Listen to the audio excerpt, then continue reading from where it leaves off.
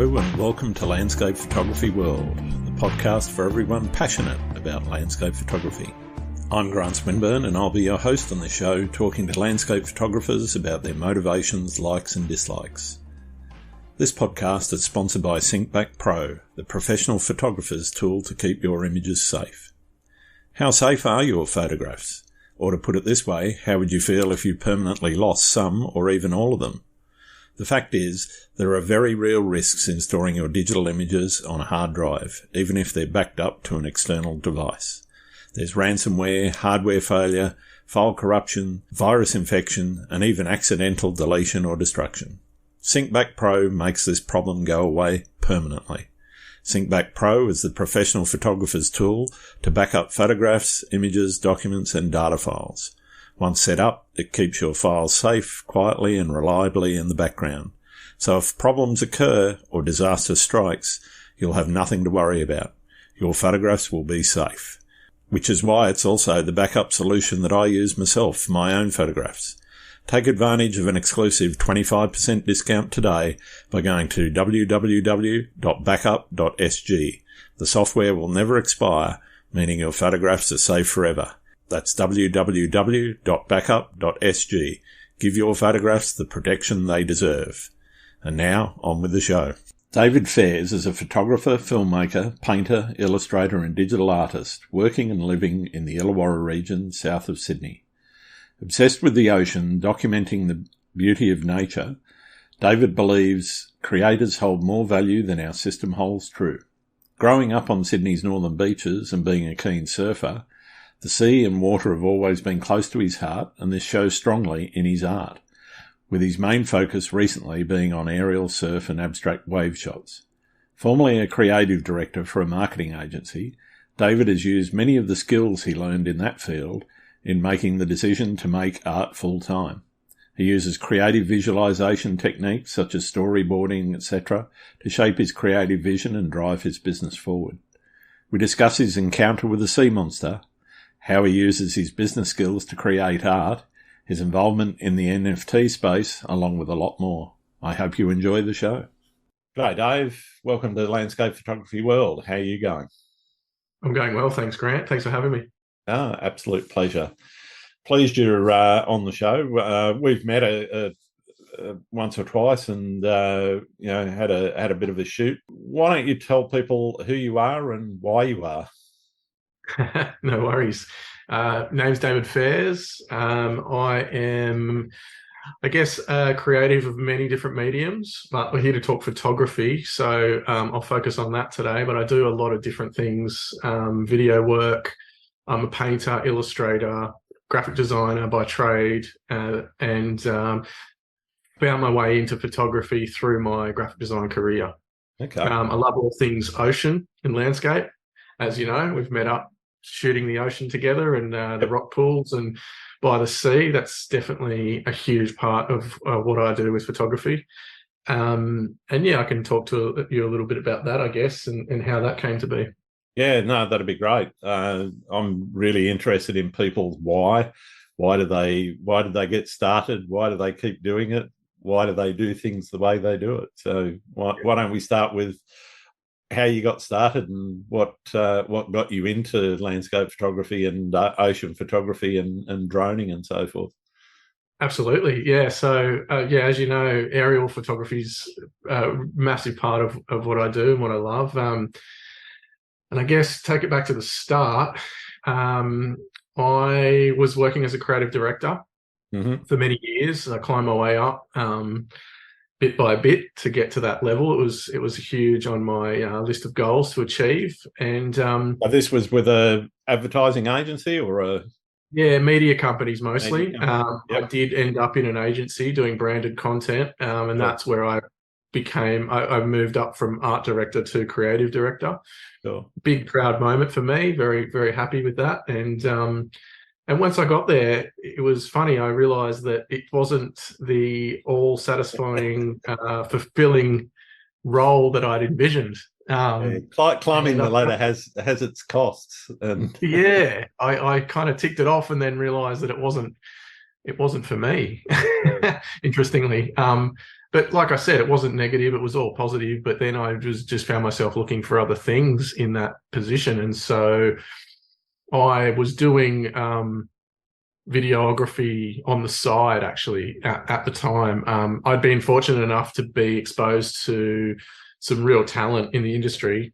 And I found myself on shoots directing, really obsessed with the gear and really obsessed with how the guys who knew their stuff could get the results they were getting for me. You know, I would just tell them what I wanted and they could shape a set to look like anything. And it was just really, really interesting to me. You know, it wasn't so much the role that I was playing at the time that was enjoyable. It was more being exposed to the cameras and the guys who knew how to control them.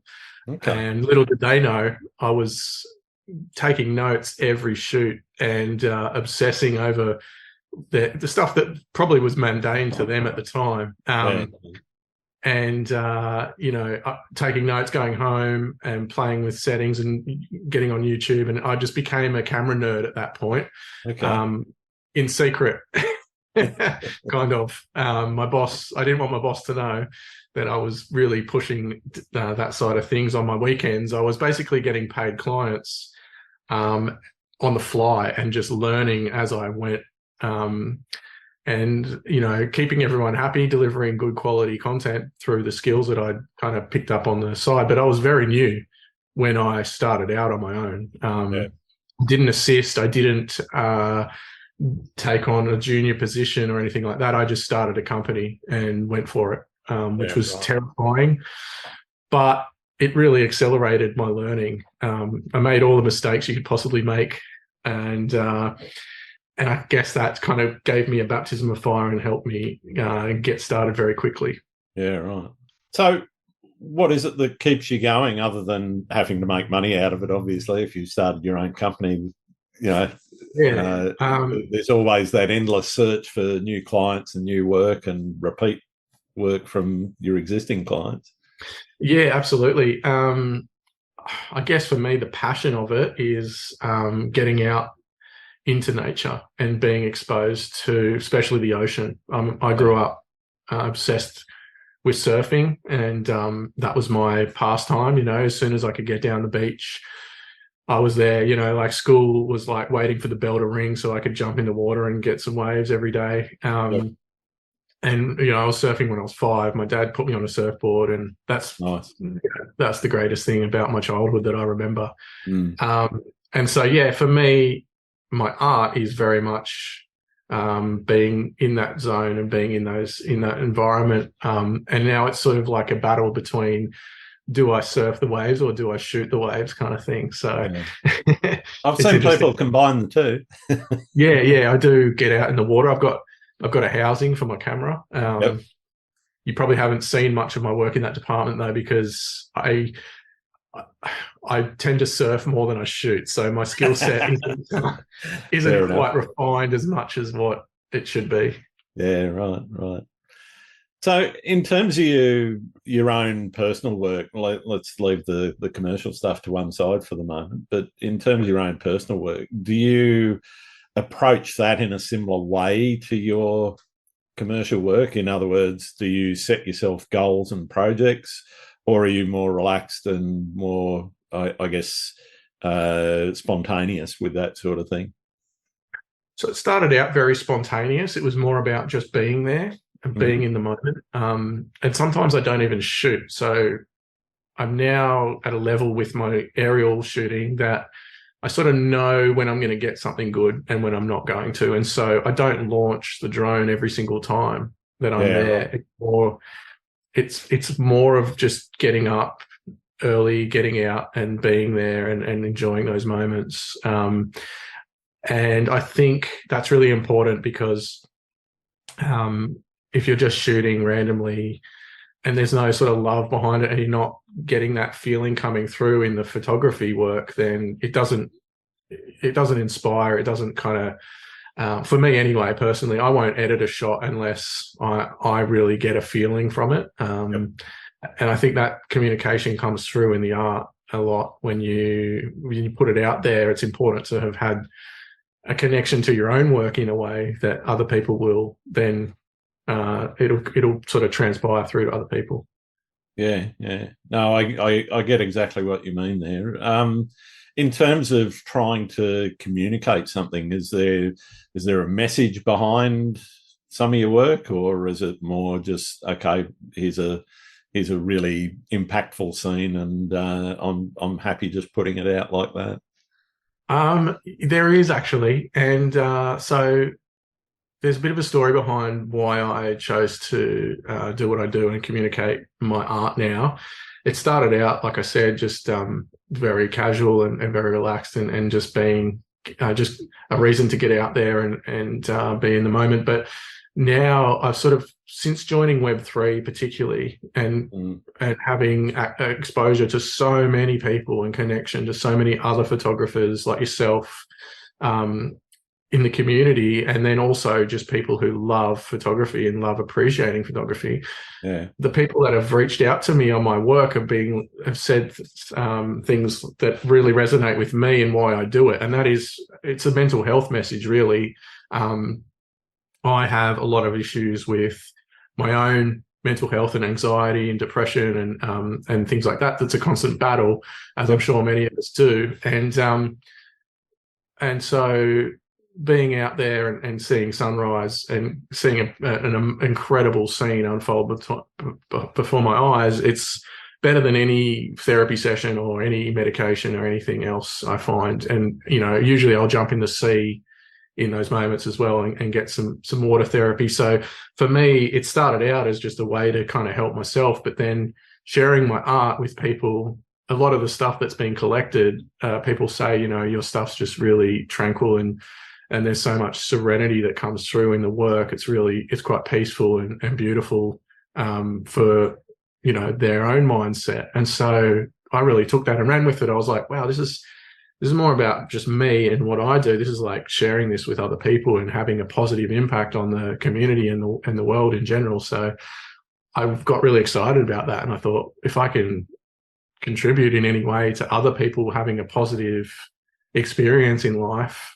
then let's do it. And interestingly, when everything ramped up with the NFT space, it was just after COVID had come through. There's actually a much bigger story in that I don't know if we've got time for, but like, we got plenty of time. Okay, well, I can tell you a story about the COVID experience for myself, I guess, and how this all has unfolded. Sure. So, going back to my creative director role, so as I said, things weren't really fulfilling me, and so I actually took the leap to go out on my own. I resigned from my role. Yep. And with my wife's support, she was like, "Just do it. You know, I don't want to see you end up resenting being stuck in a corporate position and being miserable." So she just said, "Why don't you do it?" And my brother at the time had started his own aircon business. He's 10 years younger than me, and he just quit his job and did it. And I was like, "What?" There was a barrier for me where I couldn't even imagine doing it because I was so afraid of failure and not being able to support my family. And so with his example and his success, and then my wife's full-on support and just saying go for it, I took that leap. 2 weeks after I resigned, everything was in place. I had a few clients, I had all my gear, I'd invested in myself, I had everything set up I needed: a cinema camera, audio kit, multiple tripods, like stabilizers. I spent a lot of money on myself and I was ready to roll. 2 weeks after I resigned, I hadn't even left the position yet, but I'd given my notice and everything was in writing. Pandemic was announced. Yep. So that was one of the most terrifying moments in my life, because I thought, you know, and clients left me left, right, and center at that point. You know, they couldn't shoot. There was no shooting to be done. You couldn't be in a studio. So everything came crashing down very fast, and I had to jump onto government assistance at that point, as everyone else sort of did. Yep. And my mental health suffered incredibly. It was sort of like a knock-on domino effect over the next 9 months, where I was so determined, though, because I'd already set everything in motion, and I was like, I've got to just keep pushing.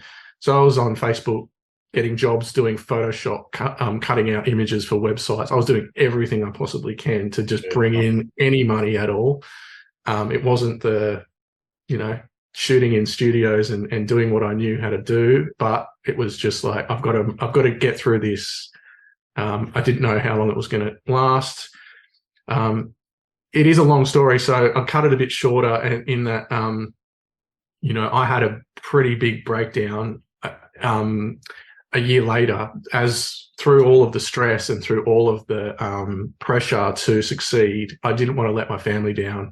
And we had our second, we had a baby during that year, had a little girl, and then got pregnant with another child, and then he was due about a year and a half, about 2 years later. So fast forward to 2019, I can't remember. But so before he was born is when I had this big episode. I think everything just came crashing down for me. And so getting out and shooting was really important for my own survival in that time. It was the only way I could escape all of the pressure and just the really negative stuff that was going on in my own mind, and be able to get some reprieve and get some distance from everything. And so, that's where my art became really important to me. And then telling that story at first was really difficult because I still felt like I'd failed, and I'd really kind of made a bad move by leaving my position that was secure for my family. I put my family in a very tight spot, basically. But I got through it, and my art is part of that journey. So, I guess being able to tell that story now through my art is actually really therapeutic as well. No, that's great. I guess coming out the other side of that anxiety and pressure that you'd put yourself under, what sort of techniques, other than getting out and about and shooting, what sort of techniques were you using to try and help yourself and get yourself through? Were you sort of setting day by day goals or hour by hour goals, or just what sort of things were you doing? So it was very difficult with the children. They zap so much of your energy and time that I probably wasn't looking after myself as well as I could be. I'm just trying to focus on giving them a really good experience and putting myself second, obviously, as most parents do. And but some of the techniques I used, I did have a therapist once a week. So we're very lucky in Australia to have access to a program now, and they kind of ramped it up during COVID because so many people were struggling. Where Medicare, our public health system, will cover a certain amount of the cost of that program. So I was very fortunate to be able to afford, even through the tight financial times, to have access to a professional. And she really helped me, got me through it big time, just with counselling and basically getting me out of my own headspace and realizing that I'm not just the only one going through this, and et cetera, and giving me some really powerful tools, breathing techniques, zooming out from feeling so zoomed in on everything and so tired and worried all the time, to be able to look out and actually look at my achievements and look at the positives and everything that, because I'm a fighter. I was fighting really hard to get through and to get where I am. And I know you've seen me in the Web3 space. That was not only really powerful for me, but that was another element on top of everything else I was doing that took a lot of energy to build from the ground up, as it has for everyone. Definitely. So, I'm really proud of, I guess, looking at the positives and looking at getting through and making it through, and having gone through a very tough time, but being sort of strong enough to hold it together and for my family, and to make something of myself, even though it was one of the toughest things I've ever been through. So I guess looking at the positives, relaxation, exercise is a big one. Yeah, definitely. I get out and mountain bike as often as I can. Getting in the surf is huge. That resets everything. After a surf, I feel like $1 million. That's a really powerful one, to get out in the ocean for me. And just appreciating my kids and family time, getting away from work. I'm such a workaholic. I've found that having kids has taught me to just shut down the computer and spend some time with them, and put everything else to the back, and just jump on the trampoline or go for a little, play in the garden and kick the ball around. And that's a huge one as well. That makes me really grateful. Yeah, I totally agree. Nothing better than a bit of play when you're starting to feel that burn from, sitting at the computer, or, editing, or whatever it is that you've been doing for a long time, and you've been putting a lot of work into, getting out and just having that break with the kids is a great fillip, I think. In terms of, I guess, I'm not sure how much of this you sort of used in that practice, but I'm going to redo that question. Sorry. No worries at all. Sounds like you were using some techniques like mindfulness and present moment awareness, I guess, to help with that introspection that was going on. How has that changed the way that you've approached your photography? Has that had an influence on the creativity of your photography as well? Yeah, I think so. I think, like I said, just when I guess the best way has been that I've been getting out and doing it as often as I can, and that's what with any art form or any medium, the more you do it, the better you get. The more you get to critique your own work, and you get to refine what you do. And I'm always learning, but I think through that time and being able to get out as often as I could, I was just able to refine my techniques, and I'm at a level now where I feel very confident that I can shoot most things and get a good composition and come away with something. I know when the conditions are right. I know when I'm going to basically capture something special. And yeah, it's sort of like led to some spontaneity as well, I guess, in that, I don't know, it's funny that I get so bogged down in work, and then all of a sudden I'm like, right, I've got to get out and shoot. And then I find that instinct is right, because when I do that, I get out and there's something magical that comes out of it, which is really nice. Great. Do you see collaboration and community building as something important? You've talked a little bit about the community and Web3 and how that's sort of helped you through some of your challenges. How has that community sort of done that for you? How has that, support network, I guess, that you've built up in that arena assisted in, and how do you see it helping other people as well? It's massive, Grant. Like, it's honestly been the reason I'm still doing what I do. There were so many moments where I could have chucked in the towel, got a job in finance that paid 150K plus, or gone back to my creative director role and been on a salary that was, supporting my family. And I thought about it a lot. Like, I was on the verge of doing that before I found Web3. And then when I did, I had the likes of Laurie Grace, John Knopf, all these big guns basically saying you have value. Like, no matter who you are, you have value as an artist, and art is valuable. And I was seeing people sell art for decent money and make a living. So that was huge for me. That was when it flipped the script for me, because I was in a very dark place. I was ready to quit art because I was so sick of being taken advantage of and being told that art has no value, that you have to sell your soul to make any money. You have to be a graphic designer or a web designer, or you have to do stuff that's very robotic, and you have to make people money for them to give you money, basically. And I was like, this is BS. I'm over or this. I want it for free, and I'll give Yeah. you in return, some kind of, I guess, I'll credit your name. Yeah. shared recognition. Which doesn't exist. Like, it's been proven that doesn't actually absolutely not. benefit anyone. Your exposure can just, where does that go? Yeah, Makes I can't pay the company, bills with exposure. no, that makes them lots of money to have free content. Absolutely. It's basically like slavery. Anyway, that's a whole nother topic.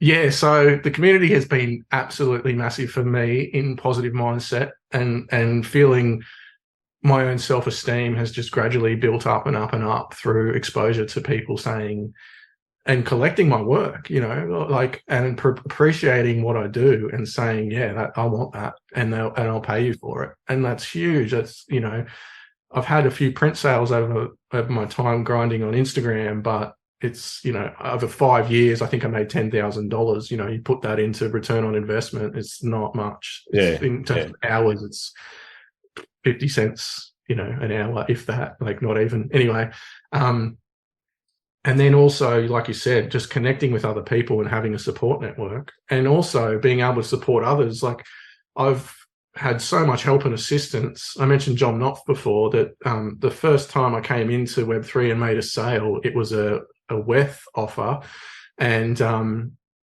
didn't know what to do. I was like, is this a scam? I'd never heard of WETH before. And I was like, I had to find gas money to accept the offer, which I didn't have because my wallet was empty.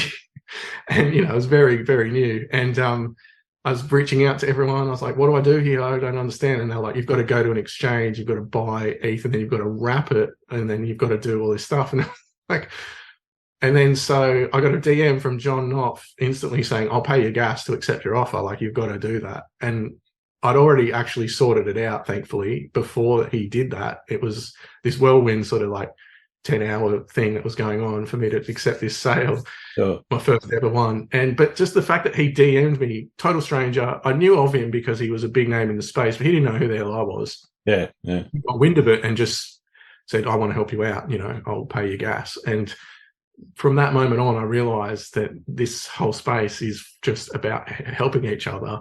And from that point, I wanted to do the same. And so I've onboarded people. I've offered assistance where I can. I do little video promos for people for very little return. Like, it's not about money. It's more about how can I use my skill set to then promote other people's work and get them seen in the space. And as we all do, we want to share others' work and retweet and push everyone's art out there as much as possible and get seen. And so it's really nice to be involved in that and to have people do the same for me and share my work and help me succeed. It's like, I can't even put it into words just how incredible it's been in terms of the impact on my life. Yeah, fantastic. I want to talk a bit about how you define success in your photography. I think for me, like I said before, having the connection to others that experience what I experience in my art, being a positive, and sort of being able to de-stress a little bit, and just, I don't know, just have that connection to nature, that beautiful in the moment experience. When I get a message from someone saying, wow, that took my breath away, and I've missed the ocean, like, particularly when people have had a connection to the ocean and then have had to move inland or to another country or whatever, and they're reminded of an experience through my work, that feels like a real success to me. Yeah, fantastic. One of the things that a lot of people struggle with is pricing their work. How do you go about it? Is there a formula you use, or you just sort of make it up on the spot? I mean, I've been in the space now with Web3 NFTs for a little while, so I kind of have a bit of a strategy now, whereas, like, it was really just like they say, fuck around and find out. Yep. But like, going back to, I guess, prints as well, is I just looked at the market and what was out there in my genre. I was lucky enough to be onboarded to Riptide Prints, who they kind of did all the pricing for me, and I just uploaded the work, and that was sort of my first experience. They kind of are on the very lower end of the scale, so I increase my prices on my website. I'm happy to be with them and have that work there, and whatever comes in through them is great because they do all the marketing and stuff, and that's fine. I sort of stay loyal to anyone who's helped me out. So rather than jump off them and leave them behind, I sort of left my stuff there, and then I bumped up my prices on my own website and my own, factoring in my marketing and everything like that. But going back to the NFT side of things, I've come in and I, as I said, heard very powerful messaging from people in the space, community leaders, and they were saying, this is long term, don't undervalue yourself, kind of thing. And so I just basically looked at my work, looked at what I'd be happy with long term from those pieces, how special they were to me, and I came in guns blazing. Really, I listed my best work straight off the bat, and I listed it high at prices that, even though I was new to the scene, that I'd be happy with in 10 years. And I've kind of stuck to that format.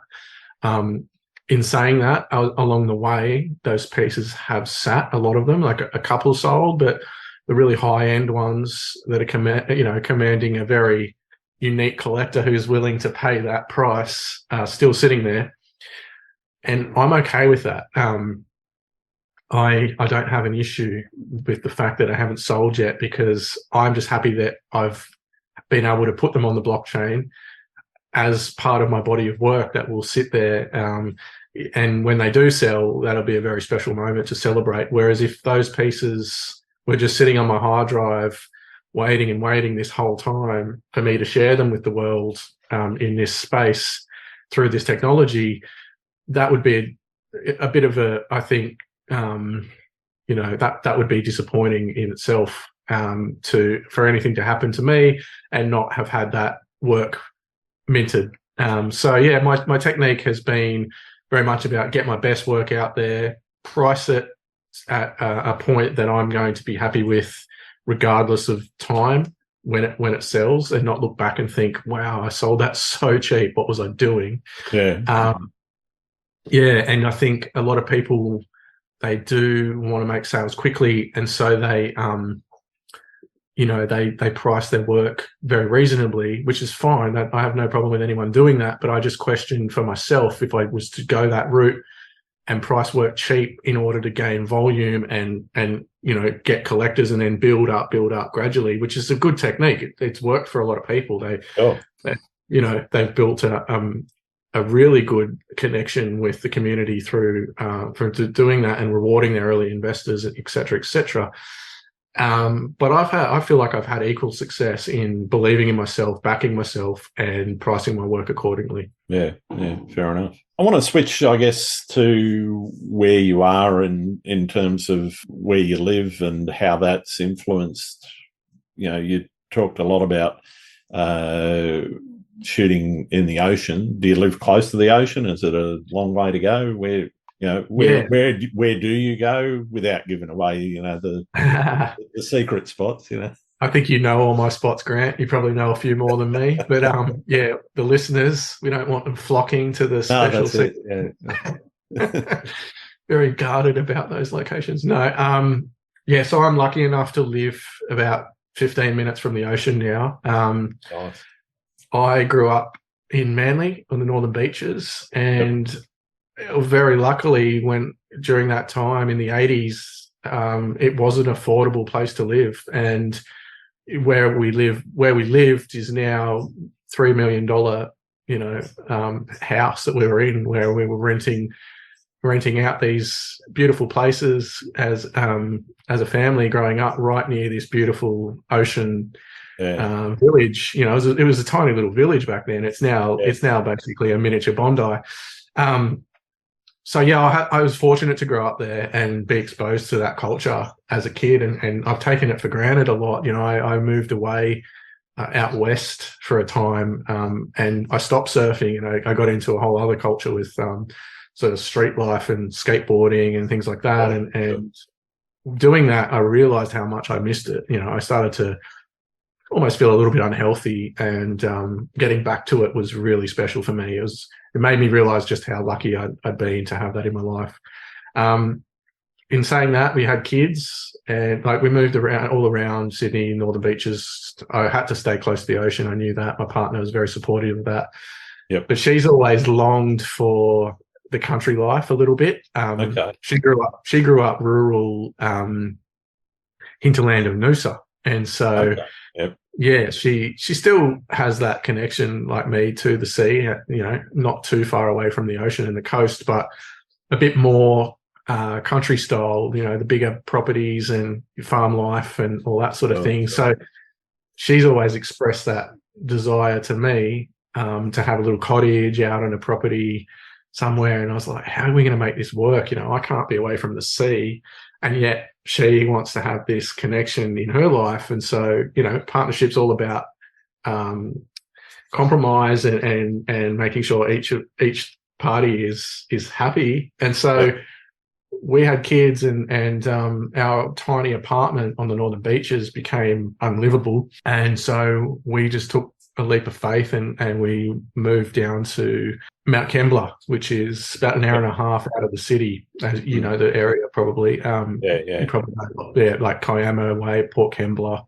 Yep. That's all close by to me now. And it's funny because I used to drive hours and hours to get down to Jervis Bay to shoot, 3 or 4 hours, and then Wollongong was always on my hit list for surfing. There's a lot of great places down here that are really, really good waves, that are not crowded. Probably shouldn't say too much, but I'm very fortunate to be down here now because I'm in between. I can get to Sydney for work if I need in a day, no problems. It's not a hard commute, and I can get to Jervis Bay to shoot Hyams Beach for sunrise very easily, without the 2 a.m. wake up call that I used to have to do. So I feel like I've found my place. Like I'm in a very, very good place now with where we live. We've got, we sold our apartment and we traded it in for a family home at the same price as the cost of Sydney. Cost of living down here is so much more manageable. Yep. And it's really helping me with my, like I said before, with all those pressures and stresses and mental health problems that arose being up in Sydney. I think with the traffic and the stresses of affordability, being down here now is a key part of rebuilding all of that for me and getting back to a feeling of peace. It's a much more relaxed lifestyle. I know other friends of ours have moved down a little bit further than you. They're down near Shell Harbour. And they're loving it. We go down and spend the weekend with them occasionally because it's nice for a break from, as you say, all the traffic and pain in the backside that Sydney can be.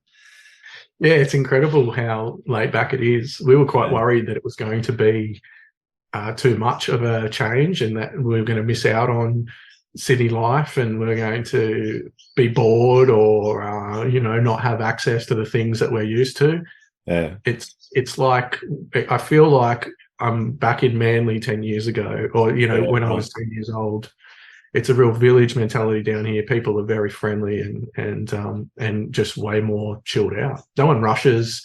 It can be frustrating because you take your car in for a service and it's like they don't call you that day. You're used to Sydney where everything's like, get in, get out. Well, you get a call 3 hours later. This is the problem. Like you might get a call 2 days later after chopping your car in. And you're like, where's my car? And they're just like, oh, whatever. We'll sort it out.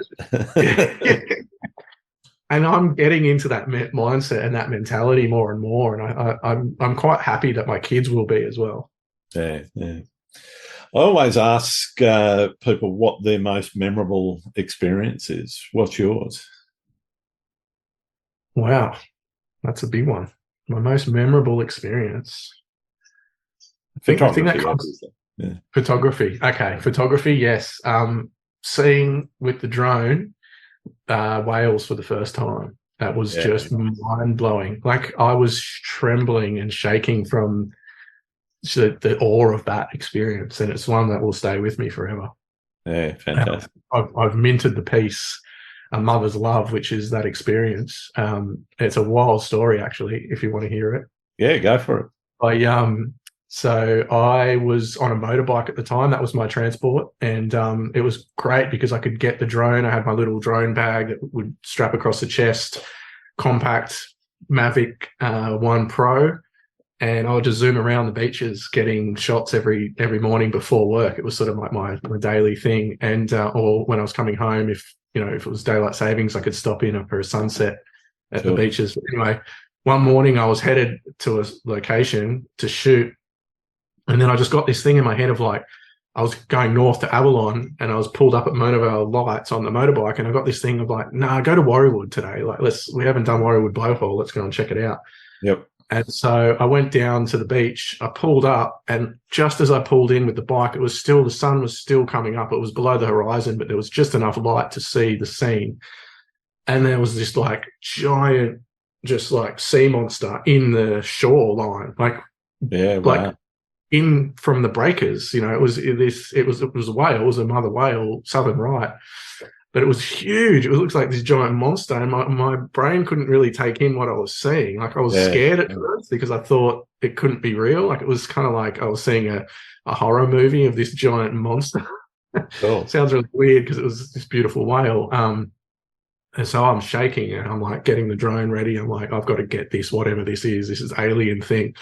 And so, trembling, taking it apart. I'm trying to stay calm because, flying a drone is not something you want to do in a panic state. No. And so eventually get it launched, and I'm trying to stay calm because I don't want this thing to take off and miss it as well. And then anyway, I get up there, and it was just cruising back and forth in the shallows. It was a southern right with a calf, and so she'd come in for a rest, to give her baby a rest, obviously, into the Bay of Warriewood, which is quite a nice, beautiful, calm beach. And they were just swimming under these surfers back and forth for, a good 45 minutes.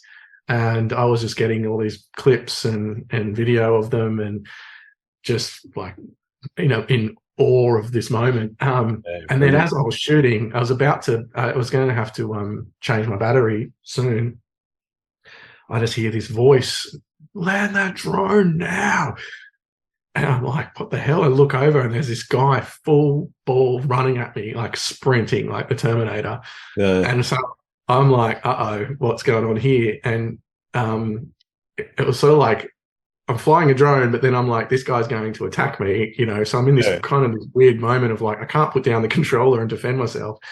So I had to kind of talk this guy down, and he got really close to me, and he said, "You got to learn that drone. You can't fly above whales." And I had no idea about CASA or the rules or any of that stuff. I just bought a drone and started flying it. This was very early days. And so he turned out to be National Parks and Wildlife, and very aggressive, really upset with me. And so I had to use my people skills in that moment rather than my fighting skills, and just sort of talk to him and say, "Oh yeah, look, sorry, no, I'm very new to droning. I didn't know. Absolutely, I'll land right now. Just give me some space," kind of thing. And he calmed down because I was calm with him. Yeah. Gradually he simmered down, and then eventually it got to a point where he was like, "What whale is it anyway? Can I have a look?"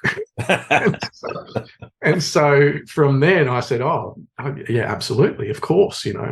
Gave him the full respect rather than attack back and be defensive. It was like this moment where I could really turn the situation around, and we actually ended up having a chat and becoming quite, not mates, but becoming quite connected in a way. And so I gave him a look at the controller, and he was like, "Southern Rights, oh my goodness, wow, they shouldn't be here at this time." And he started rattling off all his knowledge about whales. And meanwhile, I'm snapping photos and recording the whole time. And then he said, "Yeah, look," he gave me a bit of a rundown on the rules and regulations. And then he wanted me to send him all the footage. And I said, "Oh, yeah, of course. Yeah, no worries." I thought, there's no way in hell I'm incriminating myself and sending him all my footage. So we parted ways, and that was the end of that. But I had this insane experience where that will definitely stay with me. Fantastic. forever. What about horror stories? Have you got any of those? Oh yeah, with the drone, you betcha. I've had a few because I fly out over the ocean several kilometers to Yep. find still life. I've had a few really hairy moments. One being that I was flying several kilometers out, and then a storm front blew in out of nowhere. I hadn't really monitored the weather reports that day as well because it was quite calm. Yeah. This front blew in from the south, and it took my drone out to sea even further. And then even on sport mode, I was flying towards to come back to land, and it was still going backwards. That's how powerful this wind gust was, which was really nerve wracking because that was zapping my battery like you wouldn't believe. So, I should have lost my drone that day, but basically what I did was fly north to get out of the storm and then have to come back inland. At that point, I was so far away that I lost connection with the controller. I couldn't see anything. Yeah. So I knew where I was just through looking at where I was on the map before losing connection. And so it was still flying, thankfully. It didn't just drop out of the sky, but I had to pilot it back to land. And then in my head, I was thinking, okay, as long as I'm over land and I run out of battery, I'll be able to find it with the GPS later. I knew that I'd heard stories about people locating their drone through the app once they recharge the controller with the last known location kind of thing. So I wasn't completely panicked, but it was very scary. And then weirdly though, I was able to pilot it back. It was kind of dropping in and out of connection. And then I was seeing where it was. And I got it back to where I was, and all I could hear was this like mosquito sound in the distance. And I was like, I know where it's coming. It's coming. It's somewhere here. And so I got the drone back, thankfully. But that was terrifying. I thought it's going out to sea, never to be seen again. And basically, I've had a few like that where it's just a similar thing of being out over the ocean, battery draining, and then thinking I'm never going to get it back, and just miraculously somehow making it back to land on time and saying, I'll never do that again. And then, of course, next shoot, I'm out 4Ks out and chasing whales. I guess talking about it, how do you balance the desire to capture a stunning image with the need to respect and minimize your impact on the natural environment? Yeah, it's a good question. I think for me personally, I think that documenting them is really important. So I do tend to push the barriers a little bit. I know other people are a lot more reserved in how they approach things, but I do respect the animals that I'm documenting 100%, and would never get so close that it's going to do any damage or trauma. Try not to fly directly above, because if something was to fall out of the sky and you don't want to land on them. Yeah. Exactly. Yeah. So while a lot of mine a lot of my shots do look like they're directly above, it's like more of an angle, and I just crop in really heavily in post. So I haven't come across any problems with that, but I do get the odd person commenting, and I just sort of let them know my process and educate them on.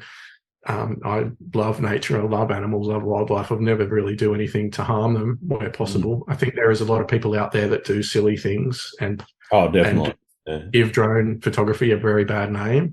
And I would hate to ever be one of those people and push the space backwards, if that makes sense. Yeah, it's always struck me as, and it might be because of the way humans view the two different animals, but nobody seems to have a problem with getting close to the water when doing drone shots of sharks, for example. But they certainly do for whales, and I get whales have got to come up to the surface and breathe. Yeah, and I think that I'm just not sure why there's such a difference. I guess for me, it makes a little bit of sense given their endangered status and that they are a little bit more sensitive in their breeding and things like that. I think sharks are a bit more robust. They're very much a machine that can survive a lot of, overfishing, and there still are some endangered species of sharks, but given the chance, they bounce back pretty quickly as soon as things are regulated. I've seen numbers of great whites flourishing in California once they stopped culling and things like that. So from a marine biology point of view, I guess that there's a kind of a message around whales being a little bit more sensitive. They only have 1 to 2 calves, and so each year the numbers are increasing now, which is really positive, but it's very slow going for them. So they're still they're not listed as endangered, but they're still being protected pretty staunchly and looked after by certain parties, which I can absolutely respect. Yeah. Doing marine animals and that sort of thing, it's a bit of a, you got a bit of an idea about where and when they're going to be, but it's always a bit of chance that you're actually going to see anything. With your other photography, like the wave photography, etc., how much are you using things like creative visualization prior to going out? Are you thinking about what it is that you're trying to capture before you go? Or is it more spontaneous and you just go, okay, well, the conditions look good, I'll just go today, and off we go and catch what we catch? Yeah, so these days, given everything I spoke about with Web3 and the confidence it's given me in my art and people sort of believing in what I do, it's helped me to take what I do more seriously. It was very much I'm going for a surf, and then if I capture anything, bonus kind of mentality in the beginning. And it started out as a bit of fun that way. And now that it's art for me, and it is, I'm taking it very seriously this year. I'm approaching galleries, pushing my print sales online. I've even started posting very much professionally on LinkedIn as a photographer.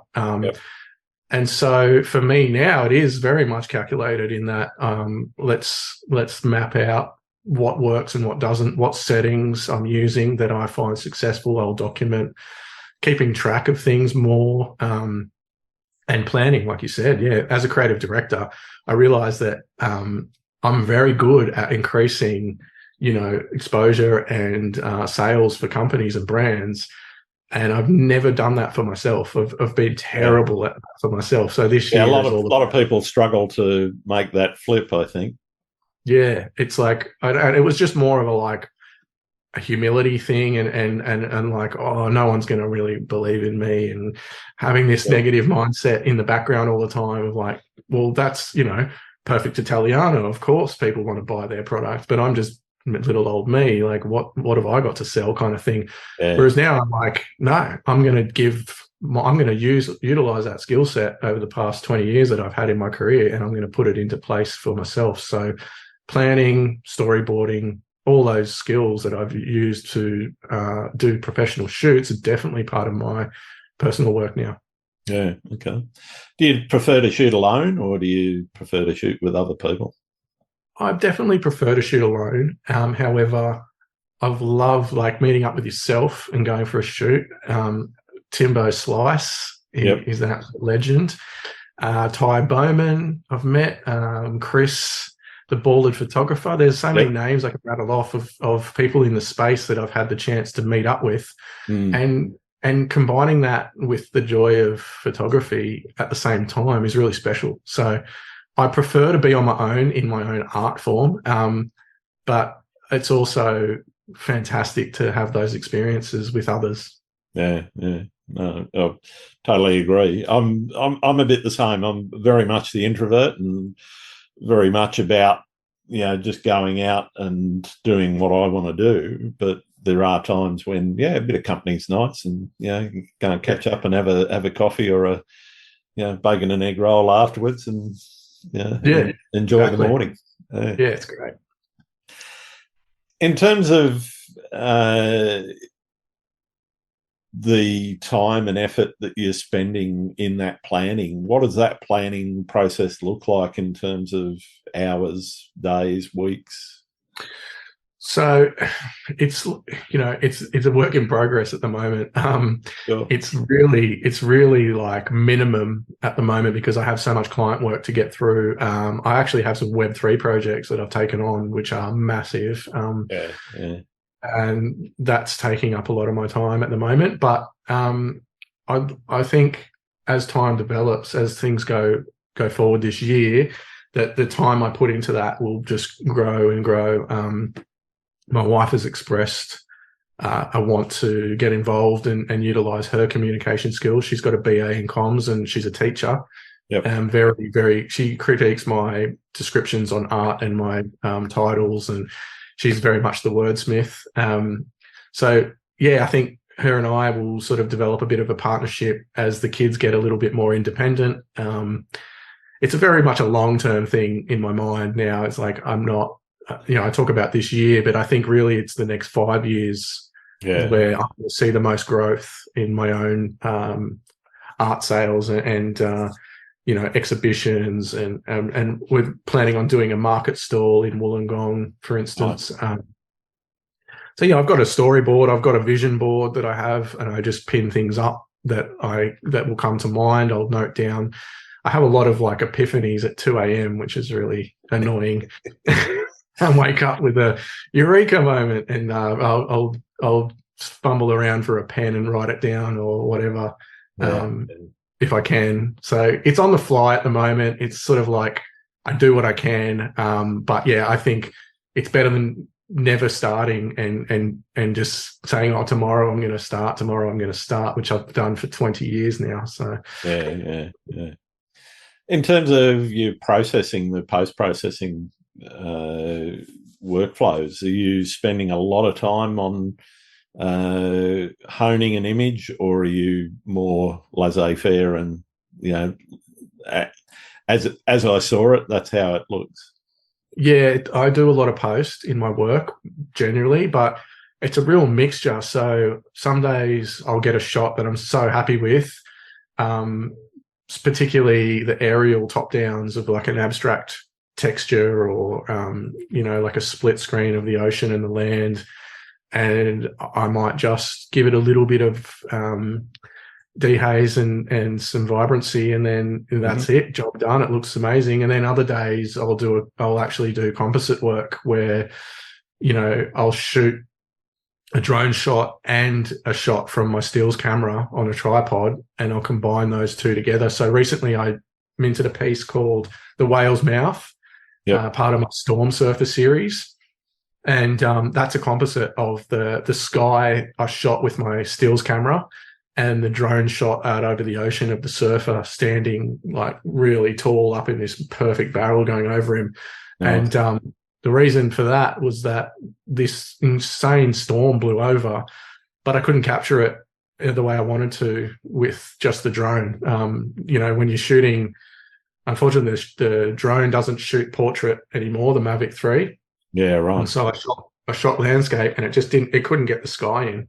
Yeah. And I found that I was able to capture a way more dramatic shot of the storm using my stills camera anyway. And so that's a technique that I've kind of been using a little bit in my photography, where I'll use two shots from different cameras and combine them, because you can get really creative with like a telephoto shot of the sky and get really high detail of the the clouds, things like that, and then you can get this wide angle ocean vista as well. And it messes with your mind a little bit in the final shot. And I quite often get people going, "Is this a single shot? Like it looks so unreal. Like how did you do the?" And that for me is a great feeling of like, they don't even know if it's a composite, and to me it's quite obvious, but like that feels good to have my art kind of questioned and people look at it and go, wow, because like I like that with AI as well, and it's not photography, but people are getting really creative now with creating these unreal landscapes that don't exist, but like you look at it and it tricks your mind a little bit. I quite like that to play with that a little bit with photography. I know it's not for everyone. And that's okay. I don't mind if people don't appreciate that side of my art. That's okay. I totally get photography is a beautiful art form in itself. And I really admire the guys like yourself who take a scene and they just do a little bit of post, but they have a really good eye for capturing a scene in its entirety with one shot. I do a lot of post. Do you? Oh, there you go. Yeah, I mean, I think I'm normally doing because of the high dynamic range at sunrises. I'm yep. usually doing a lot of exposure blending. Yeah. So Yeah. there's luminosity masks and all those sorts of things involved in it. But then once I get that, there's quite a bit of dodging, burning, contrast tweaking, Yep. toning down the color, changes that those contrast tweaks create, to a point where it's still vibrant, but it's not unrealistic. And it might sound weird, but I'm trying to get a shot that looks as close to what I saw. Occasionally, Yes. I'll go a bit out there and do something that's definitely not what I saw. But Yeah. But it's fun, right? It's part of the yeah, process. but that's it. The process in itself. I mean, I can spend anything up to hour, 2 hours on a single image that single finished image. But that sometimes can take 10 or 12 other images, particularly if I'm doing a large pano where I've used exposure blends across, say, 12 shots, 12 individual frames, but exposure blend there with 5 individual exposures. So it could be 80 or 90 shots and 80 or 90 exposures in a single image that ends up being. The result you get with that is fantastic. And you can print them the detail that you've got is absolutely phenomenal, and that's why I love it. Yeah, exactly. I think I think every one of us has a different approach to that, and as long as you're having fun and loving it, and you're really proud of that final image, it comes through. It resonates with other people. Absolutely. I guess talking about things like AI, and that may not be a challenge in your eyes, but what do you see as being some of the biggest challenges, as photography is evolving and digital art is evolving? It's a good question. Like, I've had that moment. I was very lucky early on to see the digital revolution as a positive and to really run with it. I did my diploma of design back in 2004, and that was when multimedia was just entering the syllabus for design. And so I took that as a core subject, and I was exposed to making touch screens, animations, video. It was very early on. I bought a really crappy handy cam and had to play with it just for the college. And so I guess I always had exposure to that, luckily, whereas there was a lot of people in my field who were caught in the fear mentality of what is this, like, oh my gosh, and they froze and they just buried their head in the ground and decided to stick with print medium till they died. And then unfortunately they did. They lost their jobs, and it was 200 people in the company I was on just wiped out in a week, gone, because they weren't able to upskill and kind of evolve with what the company needed, which was digital. And so that was for me a really positive experience in that I was able to adapt. And so now my mindset is very much like, as these things come along, and they're really, things move fast in this space now. It's crazy. It's overwhelming for an old bloke like me, getting older. It can be overwhelming, but I think as long as you're just okay to give it a go and jump in and have that sort of growth mindset where you're like, it's hard to keep having to upskill and learn new things. It's not a natural feeling. You want to be cozy and comfy and just stay in your zone. But as long as you're open to it, like with AI particularly, I jumped into Mid-Journey and started having a play and to get an understanding of how it works. And I think as long as you do that with the technologies that come along, it's a way to stay relevant and to ensure that you've got the tools there at your to access to be able to create new opportunities for you, rather than to be in the crowd that refuse to grow and get left behind, sort of thing. So I think for me, the challenge is the time it takes to learn. Like I've been saying, I'm going to learn 3D animation for 5 years now. Like I've done all this basic cinema tutorials on Cinema 4D. Yep. I understand how it works. I've got Blender on my machine, the free one. I have zero extra time to take on another thing at the moment. Sure. That's the biggest challenge. How do you see the future of landscape photography evolving? And I guess what trends or innovations do you see shaping the field in the next few years? That's a really interesting question. I guess the gear is always going to shape where things move to. You know, the cameras have come such a long way now. It's insane. Like what can be done in camera. And you were talking about, you know, things like focus stacking and exposure stacking and all these sorts of things. Like the cameras now can do so much. So I guess the way I see things evolving is more and more people joining the space. You know, it used to be very limited to certain pro photographers that would go out and do these big adventures and have backing from big companies, and whereas now anyone can go and come away with really epic results.